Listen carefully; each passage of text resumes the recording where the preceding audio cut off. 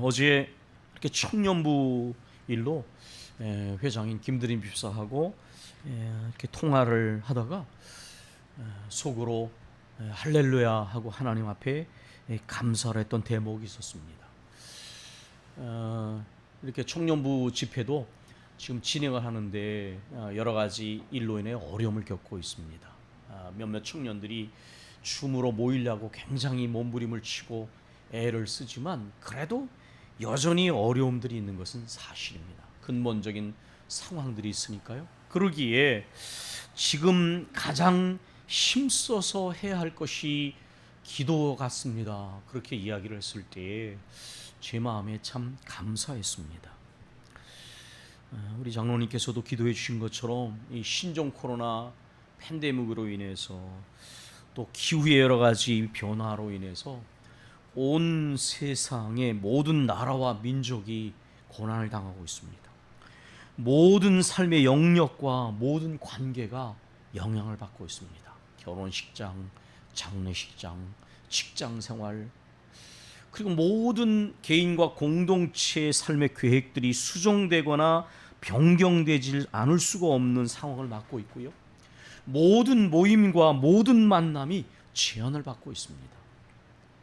영적 믿음의 교제가 아주 중요한 교회도 마찬가지입니다. 교회의 모든 모임들이 제한을 받고 있습니다. 주일 예배를 비롯해서 3일 기도회, 심야 기도회, 새벽 기도회도 제한을 받고 있고, 또한 부서나 구역의 모임이 거의 중단되시다시피 하는 일이 오늘날 교회가 경험하고 있는 현실인 것을 우리가 알 수 있습니다. 이러한 상황 속에서 신앙의 중심이 흐트러지지 않기 위해서 우리는 더 말씀의 귀를 기울여야만 하고, 이 상황 속에 눌리거나 또 눌리지 않고 이 어려운 상황을 헤쳐나기 위한 능력과 지혜를 얻기 위하여 우리는 더 전심으로 합심으로 기도해야 되는 것이 사실입니다. 그러기 때문에 지금은 오히려 더 어떤 인간의 구체적인 노력과 활동보다 인간의 계획, 우리가 세우는 계획을 실현하려고 하는 의지보다 더 하나님 앞에 말씀에 귀를 기울이고 더 마음을 다하여 은혜와 긍휼과 지혜를 구하는 기도가 더 필요한 때인 것이 분명합니다. 그러기에 그러한 고백을 들으면서, 그것은 성령 안에서 우리가 주님 안에 공통적으로 깨달아지는 깨달음이기 때문에 감사한 것이죠. 우리가 성령 안에 있으면 공통 분모가 늘어갑니다. 개인적인 생각과 지혜를 앞세우면 차이가 더 부각되지만, 우리가 성령 안에 있으면 주께서 우리를 하나 되게 하시고 한 방향을 바라보고 나아가게 하시고 한 목표를 추구하게 하시는 것이 당연한 것이죠. 오늘 그런 의미에서 오늘 하나님의 말씀에 더 귀를 기울이면서 또 말씀 속에 우리의 기도 제목을 발견하고자 합니다. 오늘 우리가 읽은 이 세 절의 짧은 본문, 이 본문을 가만히 깊이 살펴보면 전도와 선교에 관한 거의 모든 내용들이 거기 들어있다고 해도 과장되지 않을 것입니다.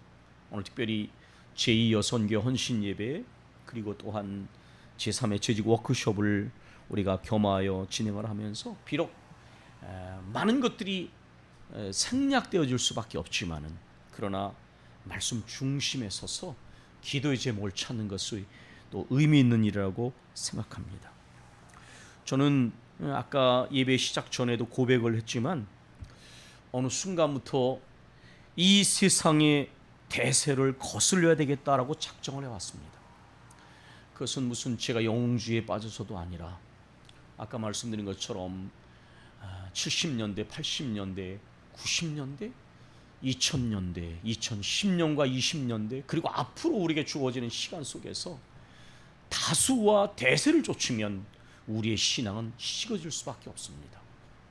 미래학자들도 전망할 때에 어두운 전망이 있는데 그것이 경고와 경각심을 받는 것을 넘어서서 만약에 그것을 당연시 받아들이고 하나님의 말씀과 같은 권위를 두면 저는 보았습니다. 진짜 그렇게 가더라고요. 아, 그렇게 예측됐으니까 이것은 당연한 거야.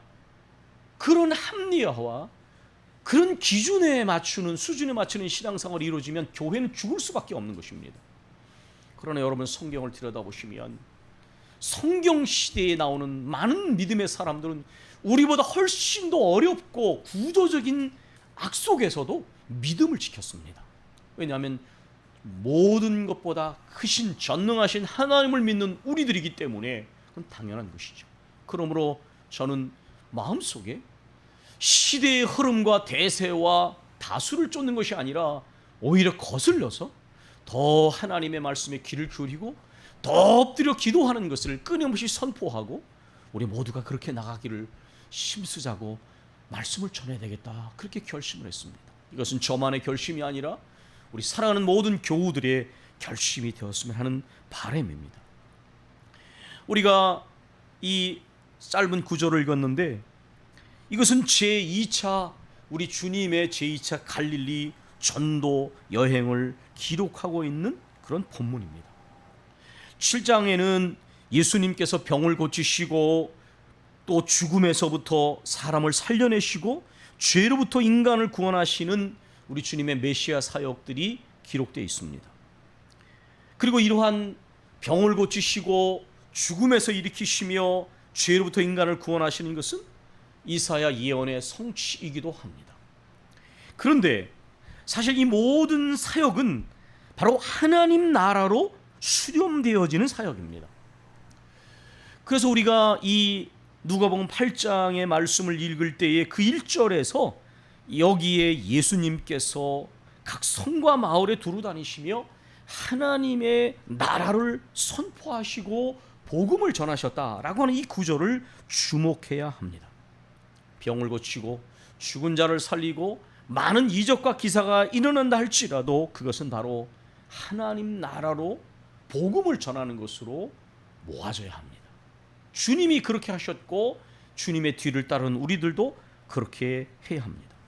이제 우리 주님께서는 이 하나님 나라를 보다 분명하게 선포하시고 그 하나님 나라를 선포하시기 위해 갈릴리의 전 지역을 순회하며 전도하십니다. 뿐만 아니라 이제 그 사역을 주님의 뒤를 이어서 감당할 제자들을 훈련하시는 것을 우리가 보게 됩니다. 여기에서 우리가 생각해 보면 먼저 전도와 선교의 목적이 무엇이냐? 그것은 바로 복음을 전하고 하나님의 나라를 선포하는 것이 전도와 선교의 목적이라는 것입니다. 저는 교회와 관련해서 여러 차례 이렇게 말씀을 전했습니다.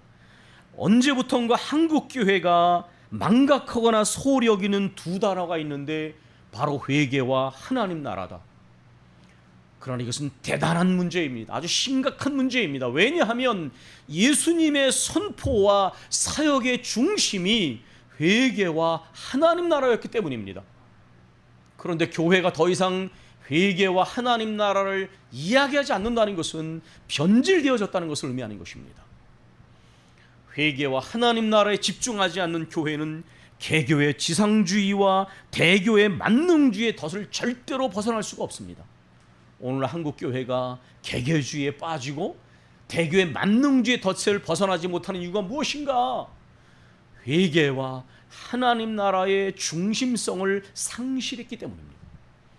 그러나 우리가 복음 안에서 그리스도인 심령이 새로워져서 하나님 나라의 백성이 되어지고 하나님이 다스리시는 하나님 나라를 실현하고 이 하나님 나라를 선포하는 것이 교회요. 교회는 하나님 나라를 실현하고 선포하기 위한 하나님 나라의 공적 기관이다. 이것을 기억한다면 그 교회는 진실로 하나님 안에 세워지고 사명을 감당하게 될 것입니다. 하나님의 나라를 온몸으로 실현하며 선포하는 것이 교회다. 이것이 전도와 선교의 근본적인 목표이다 라고 하는 것을 우리는 기억해야 합니다. 두 번째로는 여기에 보면 우리 주님께서 갈릴리의 전 지역을 두루 다니시면서 전도하시는 것을 봅니다. 헬라어 시제의 미완료형은 계속적인 행동을 의미하는 것입니다. 주님이 끊임없이 복음을 전하러 다니셨습니다. 한 지역에 머무른 것이 아니라 너희는 온 천하에 다니며 복음을 전파하라. 우리 주님은 또한 그렇게 말씀하셨습니다. 온 세상에 복음을 전. 오늘도 많은 선교사님들이 땅끝까지 복음을 전하기 위해서 전 세계에서 수고 계시고 우리도 작은 부분을 감당하면서 그 일을 위하여 기도로 또 물질로 함께하고 있습니다. 그런데 이 복음을 전함에 있어 땅끝까지 복음을 전하는 이 주님의 사역에 있어서 금방 말씀드렸지만 이 사역이 팀 사역으로 이루어지고 있는 것을 오늘 우리가 본문에서 보게 됩니다. 이 하나님 나라의 주역은 예수님이십니다. 예수님께서는 하나님 나라를 선포하시며 복음을 전하셨는데 사실 그 나라는 예수 그리스도 안에 시작되고 완성되어지는 나라이기 때문에 이 전도 선교 사역의 중심은 주연은 예수님이십니다. 이 사역을 함께 조력하는 사람들이 여기 기록되어 있는데 첫 번째는 제자들이고 두 번째는 일단의 여성들입니다. 이 제자들의 사역은 주님을 도와서 이 사역에 전념하는 것입니다. 그리고 이 여인들의 역할은 예수님과 제자들이 사역에 전념할 수 있도록 물심양면으로 돕고 섬기는 것입니다. 제가 성경을 읽다가 고등학교 때 그런 질문이 생겼습니다. 예수님과 제자들이 어디서 아르바이트를 하셨다는 기록이 없는데 바울은 장막자는 일을 했지 않습니까? 근데 예수님과 제자들은 특별한 일을 했다는 기록이 없습니다. 공생애 전에는 물론 예수님 몫으로 일을 하셨겠지만 그래서 궁금했습니다. 예수님도 이 땅에 사시는 동안은 먹고 마시는 일을 하셔야만 됐고 쉬셔야만 됐는데 예수님과 제자들이 이렇게 사역에 전념하려면 그 비용이 어디서 나왔을까 하는 질문이 생겼는데 성경을 읽다 보니까 질문이 생겨야 해답도 얻습니다. 성경을 그냥 읽는 것하고 질문을 하면서 읽는 게 다릅니다. 여러분도 질문을 하시면서 성경을 읽으시면 그것이 성경 안에서 어느 순간 답을 발견하게 됩니다. 때로는 그냥 하나의 지적인 질문이 되겠지만 절박한 질문 속에서는 더 은혜로운 능력의 다 대답을 말씀 속에 발견하게 시게 될 거예요. 말씀 읽다 보니까 이 누가복음 8장에서 그 답이 있더라고요. 여기에 보면 예수님과 제자들은 하나님 나라를 선포하고 복음을 전하는 일에 전념했지만은 그 뒤에서 물질로 섬기고 봉사했던 여인들이 있었다는 거예요. 오늘날에는 교회가 이런 전통을 점점 바꾸고 있습니다. 물론 그건 교회의 특수 상황이 있어서 그런 것은 할 수 없지만은 지금은 목사 이중직을 허용을 하고 또 교회들이 되도록이면 목사 생활을 적게 지원하는 방향으로 가고 있습니다. 여러 가지 많은 일들이 있습니다. 물론 거기에는 아마 교회가 가지고 있는 경제적 어려움 현실도 있을 거예요. 저는 큰 문제가 되지 않는다고 생각합니다. 그러나 목회자와 관련해서 많은 문제가 일어난 다음에 되도록이면 그렇게 할 필요가 없다. 이런 생각들도 굉장히 작용을 하고 저는 그래서 심지어 목회자를 청빙하면서 계약서를 쓰는 내용을 판 어떤 때는 이것은 정말 참 잘못된 내용이다라는 생각이 드는 내용들도 보게 됩니다. 어쨌든 정말 하나님의 나라와 복음을 위하여 전력할 때에 여기에 이것을 물질로 섬기고 도왔던 여인들이 없으면 예수님과 제자들이 이 사역에 전념하기 어려웠을 것입니다. 근데 여기 보면 이렇게 조력하고 돕는 일이 있습니다. 하나님 나라와 복음 사역의 중심 주역은 예수 그리스도이시고 사역자들은 이 사역을 잘 도와서 전념해서 주님을 돕는 주님의 사역을 돕는 역할을 해야 되고 이러한 일에는 목회자처럼 전심으로 전력해서 하나님 나라에 또한 이렇게 사역을 힘쓰는 사역자가 있는가 하면 자기의 직업과 일상생활을 하면서 이 사역이 잘 이루어지도록 돕는 역할을 감당하는 평신도들의 역할도 있는 것입니다. 이것이 없으면 사역이 제대로 이루어질 수 없는 것이지요.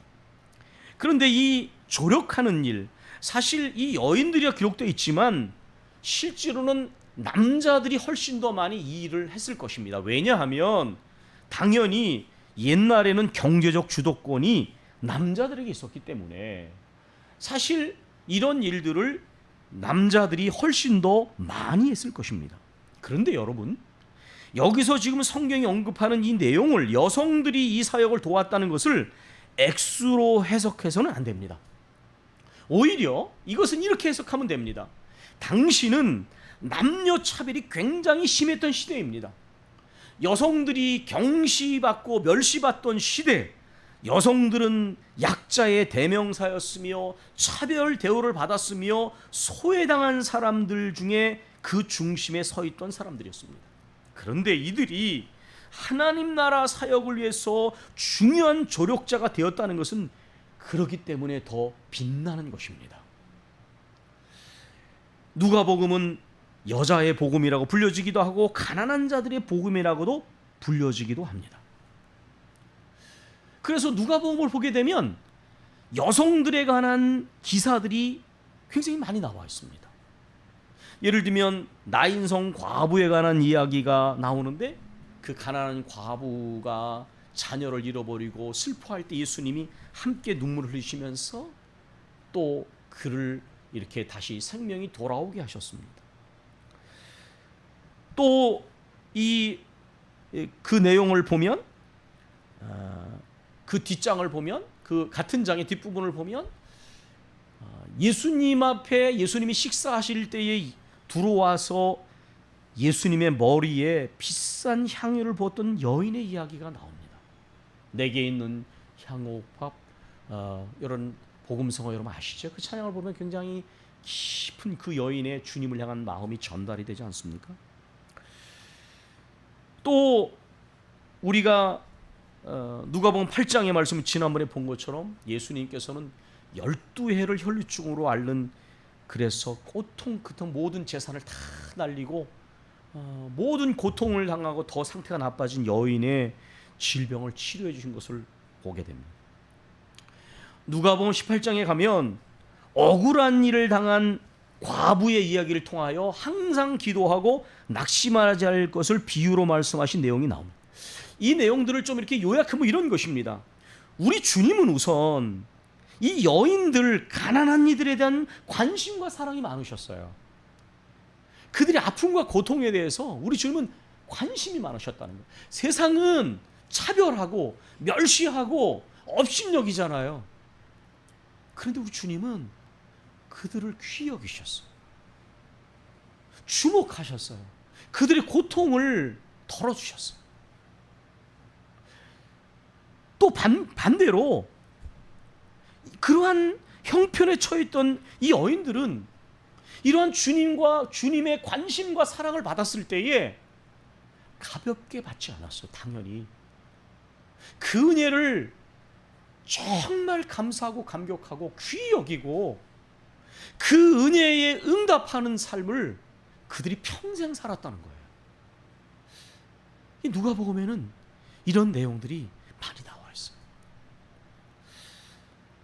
바울 사도가 우리에게 전해주는 것처럼 너희를 부르심을 보라. 너희 중에 문벌 좋은 이가 많지 아니하며 유명한 자가 많지 아니하며 부유한 자가 많지 아니하며. 그게 빈말이 아닙니다. 실제로 예수님을 따르는 많은 사람들이 가난했어요. 배우지 못했어요. 질병 가운데 시달렸어요. 그렇기 때문에 오히려 자신들을 향하신 우리 주님의 그 관심과 사랑과 그 은혜가 더 다가오는 거예요. 또 우리 입장에서는 그들이 그렇게 어려운 상황 속에서 주님의 나라를 위하여 섬기고 봉사하고 희생한 것이 귀하게 느껴지는 거예요. 만약에 액수를 따져서 평가했다면 남자들이 더 부각됐을 거예요. 그런데 여기에 이 여인들의 이름이 기록되어 있는데 여기에 여러분 말씀하지 않습니까? 이 여인들이 누구냐? 악귀를 쫓아내심과 병고침을 받은 어떤 여자들, 이렇게 말하면서 여인들의 이름이 열거되고 있습니다. 은혜를 받은 자는, 사함을 받은 자는 더 많이 사랑하느니라. 은혜를 많이 받은 자는, 은혜를 더 깊이 깨달은 자는 더 주님을 사랑하느니라. 맞는 것 같아요. 때로는 우리 삶에 고통이 크면 클수록 주님께로부터 주어지는 위로와 은혜는 더 크게 느껴지는 거예요.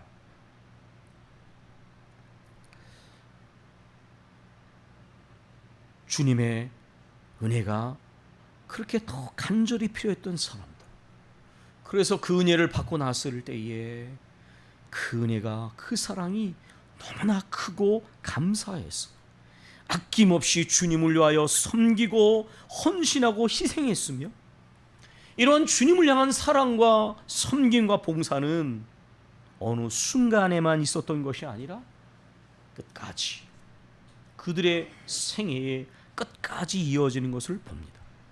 사실 성경의 전통을 보면 구약 성경에도 사렙다 과부나 한나와 같이 정말 주님은 가난한 자들을 통해서 주님의 사역자를 돕게 하시거나 그들의 삶의 개인적인 고통 속에서 간절히 기도하다가 주님의 은혜를 경험하고 주님의 나라를 위하여 수고했던 일들이 있어요.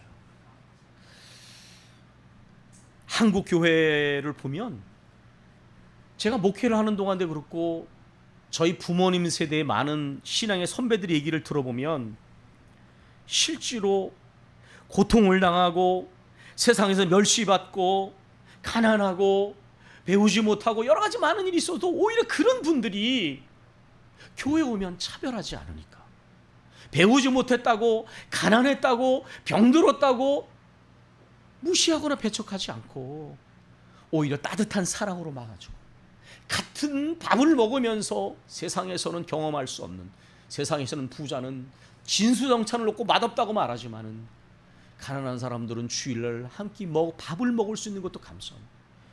교회 와서는 부자나 가난한 사람이나 배운 사람이나 배우지 못한 사람이나 높은 지위에 있는 사람이나 그렇지 못한 사람이나 똑같은 밥을 먹고 똑같은 반찬을 먹음으로써 우리 모두는 주님 안에 한 형제요 자매라고 하는 거룩한 밥을 먹었던 교회.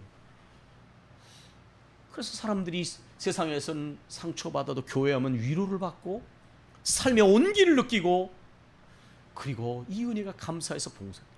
오늘날 교회는 많은 부분이 변질됐습니다.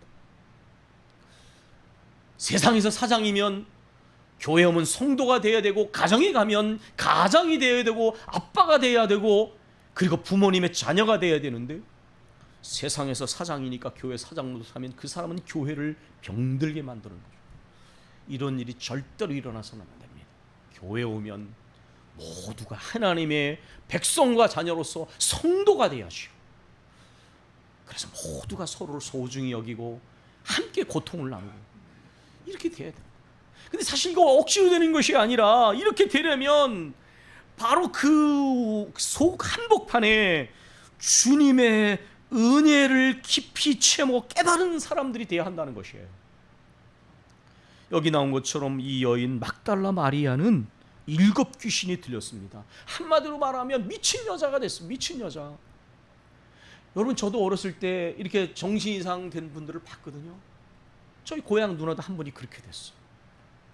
그런데 이게 얼마나 힘든 경험인지 몰라요.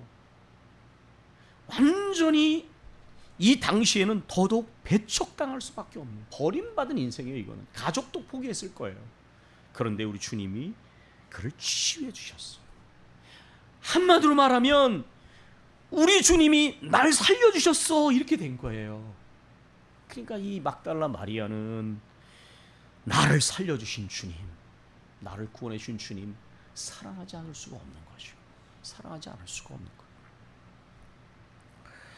실제로 이 막달라 마리아가 성경에서 그 이후에 어떤 모습을 보여둔가, 주님이 자신을 치유해 주신 다음에 이 막달라 마리아는 예수님이 십자가 못 박히시는 현장에도 끝까지 따라갔습니다. 주님을 절대로 부인하지 않겠다고 호언장담하던 제자들은 다 내뺐는데 연약한 이 여인이었던 막달라 마리아는 십자가의 자리까지 주님을 따라갔어. 그리고 주님이 이미 돌아가셔서 무덤에 안치되었을 때에 주님이 시신이 어디에 안치되는가를 확인하러 거기까지 갔습니다. 그리고 안식 후 첫날 주님이 부활하신 날 이미 세상을 떠나신 주님이지만 그 주님에 대한 사모의 마음으로 그 시신에 기름이라도 바르려고 방문했던 그 대열에 이 막달라 마리아가 속해 있었습니다.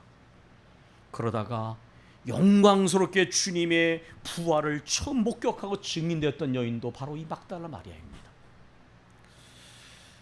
성경에 정확하게 이 여인의 이름이 등장하지 않지만 사도행전 1장 14절에 보면 여자들과 예수님의 어머니 마리아와 예수의 아우들로 더불어 저녁 기도하기를 힘쓰니라.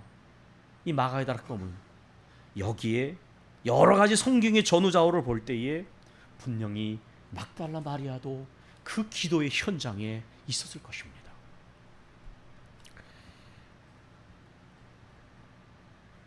두 번째 등장하는 이름은 헤롯의 청직했던 구사의 아내 요한나입니다. 막달라 마리아가 굉장히 아마 가난하고 그랬을 가능성이 크지만 이 요한나는 어떤 사람이었냐면 갈릴리 분봉왕이었던 헤롯 안디바의 청지기의 아내입니다. 그러니까 굉장히 고위 관료의 아내예요. 그러면 이게 무엇을 의미하느냐? 부자고 높은 자리에 오르면 걱정이 없을까? 여러분 어떻게 생각하세요? 우리같이 가난한 사람들, 평범한 사람들은 그럴 거라고 생각해요. 돈이 좀 많았으면 걱정 없을 거야. 높은 자리에 있으면 걱정 의심 없을 거야. 그거는 정말 착각이 착각. 실제로 보면 많은 것들을 가지고 있는 사람들 중에 더 복잡한 사람들이 많아요. 해야 할 일도 복잡하거니와 복잡한 인간관계와 여러 가지로 인하여 고통을 당하는 사람들도 굉장히 많더라고요. 그 사람들도 가족이 병들어 어려움을 겪고요. 그러니까 우리가 내가 없는 것을 가지면 난 진짜 행복할 거야. 그건 상상에 불과합니다. 왜냐하면 우리 갖지 못한 걸 가진 사람들을 보면 자세히 보세요. 그러면 그 사람들도 많은 문제를 가지고 있어. 돈 때문에 가족관계에 문제가 생기고 여러 가지 감당해야 될 일이 복잡하고 다 힘든 거예요. 그러니까 아마 제 생각에는 이건 하나의 제 상상인데 이 요한나라는 사람이 아마 주님을 만나게 된 과정이 있지 않겠습니까? 무언가를 많이 가졌다고 아무 문제가 없는 것이 아니에요. 오히려 더 힘든 일을 가질 수 있는 거예요. 그러니까 어쨌든 이 고위 관리의 아내였던 요한나도 주님을 돕는 일에 함께 참여했습니다. 수산나라는 여인의 이름이 등장했는데 우리가 많은 것들을 알 수가 없습니다. 그런데 그 이후에 다른 여자들의 이름이 여기에는 기록되어 있지 않지만 마가복음 15장 40절에 보면 이 여인들이 항상 팀이었는데요. 요새의 어머니 마리아와 살로메라는 이름이 마가복음 15장 40절에 등장을 합니다. 그런데 여러분, 제가 이게 성경을 해석할 때 이렇게 쭉 문맥 속에 해석하니까요, 15장 40절 다음에 41절에 이런 구절이 나옵니다. 예수님의 십자가 밑에서 예수님의 그 십자가 못 박힌 장면을 지켜보는 장면이거든요, 여기가요. 그런데 여기 41절에 이렇게 기록되어 있습니다. 이들은 예수께서 갈릴리에 계실 때에조차, 갈릴리 계실 때부터조차 섬기던 자요, 그랬어요. 그러니까 여기 살로메와 마리아가 이 누가복음 8장에 여인들 중에 포함되어 있었다는 거예요. 이 외에도 예수와 함께 예루살렘에서 올라온 여자가 많이 있었더라 그랬어요. 이게 무슨 얘기입니까? 예수님이 이 복음 사역을 감당할 때에, 하실 때에 예수님과 제자들을 도왔던 이 여인들이 예수님의 십자가의 자리까지 갔어요. 뿐만 아니라 이 여인들만 있었던 것이 아니라 예루살렘에서 올라온 여자가 많이 있었더라 그랬어요. 여러분 아까 말씀드렸죠? 여인들이 그냥 많은 것을 읽으시면 안 돼요. 당시 여인들은 남녀 차별 가운데서 무시당하고 때로는 가난하고 굉장히 어려운 상황 속에 살던 사람들이에요. 그런데 이 여인들 중에 많은 여인들이 예수님의 십자가의 자리까지 주님과 동행했다는 거예요. 그래서 이게 굉장히 귀한 거예요. 귀한 거예요. 제가 생각할 때 우리 기독교의 역사 속에서, 그리고 우리 한국교회의 역사 속에서 물론 남자 성도들이 많은 역할을 했던 것이 사실입니다. 그러나 이 여인들의 주님을 향한 사랑과 섬김과 수고와 희생이 없었다면 한국교회는 이렇게 세워지지 못했을 거예요. 근데 제가 이렇게 말씀을 준비하면서 가만히 이렇게 묵상을 했어요. 이 여성들을 생각해 보니까 저희 어머니를 포함해서 참 여성들은 이 역할 자체가 굉장히 어려워요. 관계의 복잡함 속에서 여인들이 남자들 훨씬 더 어려운 일이 많았어요, 사실. 그래서 어떻게 생각하면 한이라는 단어를 우리 한국 백성들이 사용하는데 남성들보다 한이라는 단어는 여성들하고 더 많이 연결되어 있는 것 같아요. 근데 이것이 그냥 한으로 남으면 정말 한이 되잖아요. 그런데 주님을 만난 사람들에게는 그 주님을 만나게 된 과정이 간절함하고 연결된다는 거예요.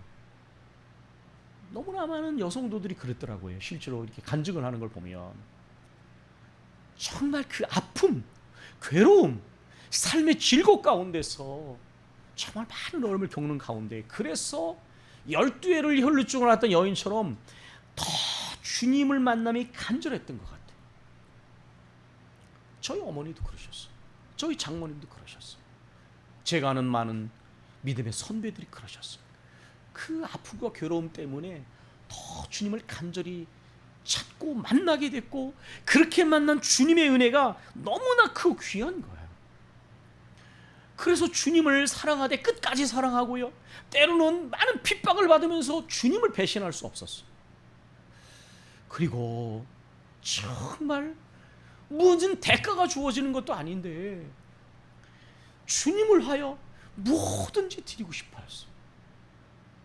그리고 세상에 즐길 수 있는 많은 것들이 있지만은 주야로 주님 앞에 무릎을 꿇으면서 주님을 찾고 사모했던 분들이었어요. 저는 그게 너무 귀하고, 이 여자 성도들의 이러한 삶과 그 모든 은혜 받음과 섬김과 봉사가 또 무릎을 꿇어 전혀의 기도에 힘썼던 이 힘이 한국교회를 오늘날까지 세웠던 굉장히 중요한 원동력이었다라고 저는 확신합니다. 하나님 나라를 세운 일, 이 일을 위한 교회 사역에 이 여인들의 섬김과 수고와 기도가 아주 컸다라고 생각합니다. 성경 속에서도, 전 세계 교회 역사 속에서도, 특별히 우리 한국교회의 이 역사 속에서 이 여자 성도들의 이 주님 사랑과 은혜를 귀히 여기는 가운데 섬김과 봉사와 희생과 기도의 무릎, 이것은 우리가 절대로 잊지 말아야 할 귀한 유산입니다. 오늘 특별히 헌신 예배를 드린 우리 제2여성교회 회원 여러분, 그리고 또 우리 모든 여자 성도 여러분, 우리 이 자랑스러운 이 전통을 우리 이어갑시다. 비록 시대 상황의 변화 속에 일정한 어떤 변화를 우리가 수용할 수밖에 없지만, 그럼에도 불구하고 이 주님의 은혜를 귀히 여기고 주님을 향한 사랑을 끝까지 가지고 가고 간절한 기도의 무릎을 꿇었던 이 아름다운 모습을 우리가 계속해서 이어갑시다. 아까 말씀을 시작하면서 말씀 전했던 것처럼 시대가 변하고 여러 가지 상황이 어려웠을지라도 그러기에 더욱 말씀에 귀를 기울이고 더욱 무릎을 꿇어야 한다면, 바로 오늘 제2여 선교 헌신 예배와 제3회 재직 워크숍을 진행하면서 우리가 이 말씀 속에서 더욱 우리가 나갈 방향을 찾기를 원합니다. 고린도서 15장 58절의 말씀, 그러므로 내 사랑하는 형제들아, 견실하며 흔들리지 말며 더욱 주의 일에 힘쓰는 자들이 되라. 이는 너희 수고가 주 안에서 헛되지 않은 줄을 압니다. 우리가 과거에 주님께 드렸던 이 헌신과 간절한 기도의 눈물이 싹이 나고 자라고 열매 맺기까지 우리 사랑하는 여선교회와 온 성도들이 힘을 합쳐서 함께 나가기를 소망합니다.